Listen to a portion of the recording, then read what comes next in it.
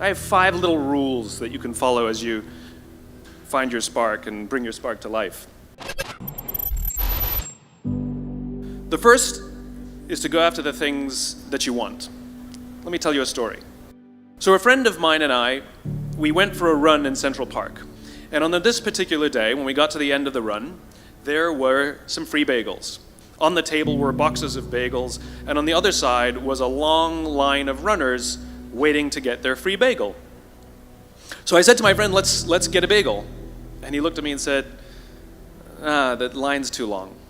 And I said, free bagel. And he said, I don't want to wait in line. And I was like, free bagel.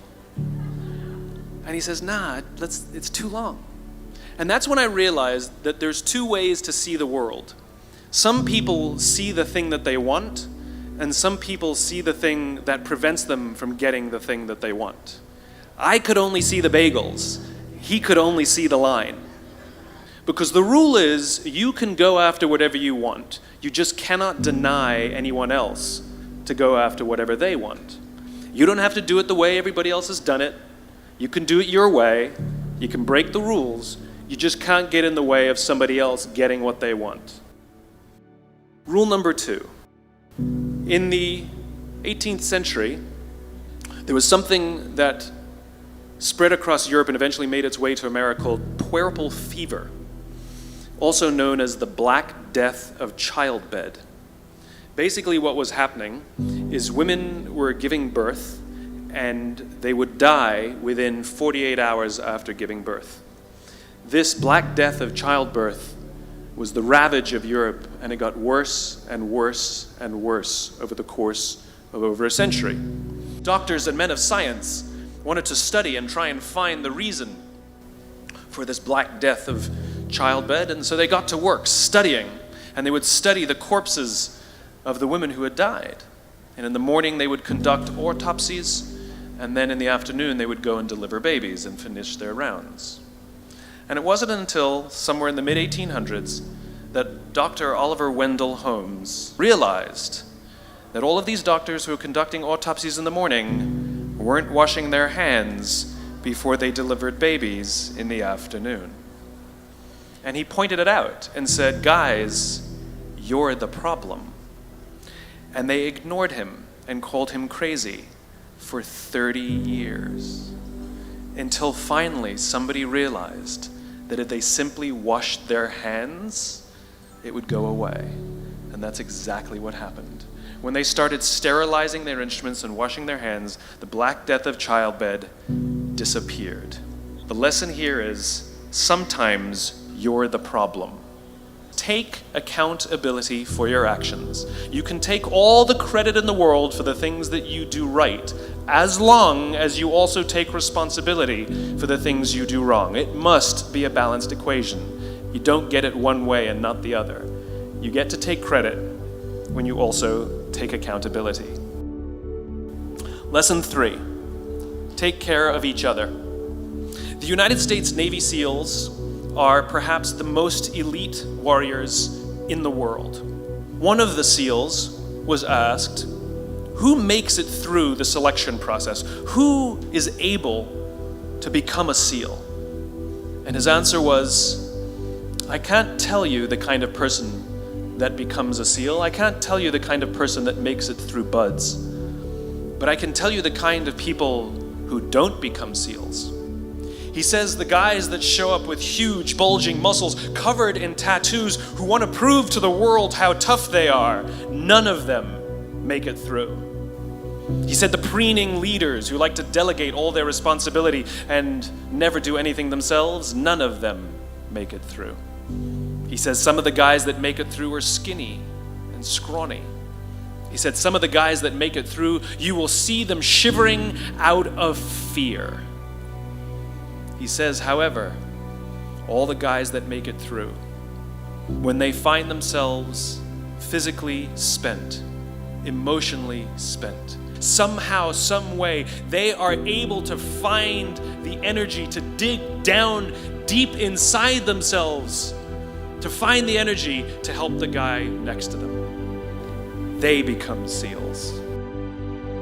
You want to be an elite warrior. It's not about how tough you are.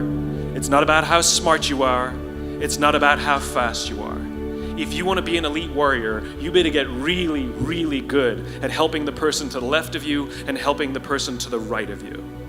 The world is too dangerous and the world is too difficult for you to think that you can do these things alone. If you find your spark, I commend you. Now, who are you going to ask for help, and when are you going to accept help when it's offered? Learn by practicing helping each other. It'll be the single most valuable thing you ever learn in your entire life. To accept help when it's offered and to ask for it when you know that you can't do it. The amazing thing is, when you learn to ask for help, you'll discover that there are people all around you who've always wanted to help you. They just didn't think you needed it because you kept pretending that you had everything under control. You will find that lots of people who love you will rush in and take care of you. But that'll only happen if you learn to take care of them first. Lesson 4. Nelson Mandela is universally regarded as a great leader. He was actually the son of a tribal chief. And he was asked one day, "How did you learn to be a great leader?" And he responded that he would go with his father to tribal meetings. And he remembers 2 things when his father would meet with other elders. 1, they would always sit in a circle. And 2, his father was always the last to speak. You will be told your whole life that you need to learn to listen. I would say that you need to learn to be the last to speak. I see it in boardrooms every day of the week. Even people who consider themselves good leaders, who may actually be decent leaders, will walk into a room and say, "Here's the problem, here's what I think, but I'm interested in your opinion, let's go around the room." It's too late. The skill to hold your opinions to yourself until everyone has spoken does 2 things. 1, it gives everybody else the feeling that they have been heard. It gives everyone else the ability to feel that they have contributed. And 2, you get the benefit of hearing what everybody else has to think before you render your opinion. The skill is really to keep your opinions to yourself. If you agree with somebody, don't nod yes. If you disagree with somebody, don't nod no. Simply sit there, take it all in, and the only thing you're allowed to do is ask questions so that you can understand what they mean and why they have the opinion that they have. You must understand from where they are speaking, why they have the opinion they have, not just what they are saying. Practice being the last to speak. Number 5, my favorite one of all. True story. There was a former Undersecretary of Defense who was invited to give a speech at a large conference, about 1,000 people. And he was standing on the stage with his cup of coffee and a styrofoam cup. And he said, last year I spoke at this exact same conference. Last year I was still the Undersecretary. And when I spoke here last year, they flew me here business class. And when I arrived at the airport, there was somebody waiting for me to take me to my hotel. And they took me to my hotel, and they had already checked me in, and they just took me up to my room. And the next morning I came downstairs, and there was someone waiting in the lobby to greet me, and they drove me to this here same venue and handed me a cup of coffee in a beautiful ceramic cup. He says, "I'm no longer the Undersecretary. I flew here coach. I took a taxi to my hotel and I checked myself in. When I came down the lobby this morning, I took another taxi to this venue. I came in the front door and found my way backstage, and when I asked someone, 'Do you have any coffee?' he pointed to the coffee machine in the corner, and I poured myself a cup of coffee into this here styrofoam cup." He says the lesson is, the ceramic cup was never meant for me. It was meant for the position I held. I deserve a styrofoam cup. As you gain fame, as you gain fortune, as you gain position and seniority, people will treat you better. They will hold doors open for you. They will get you a cup of tea and coffee without you even asking. They will call you sir and ma'am, and they will give you stuff. None of that stuff is meant for you. That stuff is meant for the position you hold. It is meant for the level that you have achieved of leader or success or whatever you want to call it. But you will always deserve a styrofoam cup. Remember that lesson of humility and gratitude. You can accept all the free stuff. You can accept all the perks. Absolutely, you can enjoy them. But just be grateful for them and know that they're not for you. Apparently, millennials as a generation, which is a group of people who were born approximately 1984 and after, are tough to manage. And they're accused of being entitled and narcissistic, self-interested, unfocused, lazy. And because they confound leadership so much, what's happening is leaders are asking the millennials, what do you want? And millennials are saying, we want to work in a place with purpose, love that. We want to make an impact, whatever that means. And yet for some reason, they're still not happy. And that's because there's a missing piece. Too many of them grew up subject to failed parenting strategies, where, for example, they were told that they were special all the time. They were told that they could have anything they want in life, just because they want it. So you take this group of people, and they graduate school, and they get a job, and they're thrust into the real world, and in an instant, they find out they're not special, their moms can't get them a promotion, that you get nothing for coming in last, and by the way, you can't just have it because you want it, right? And in an instant, their entire self-image is shattered. And so you have an entire generation that's growing up with lower self-esteem than previous generations. And so when the more senior people say, well, what should we do? They sound like, this is what you gotta do. And they have no clue. And so I keep meeting these wonderful, fantastic, idealistic, hardworking, smart kids. They've just graduated school. They're in their entry-level job. I sit down with them and I go, how's it going? They go, I think I'm gonna quit.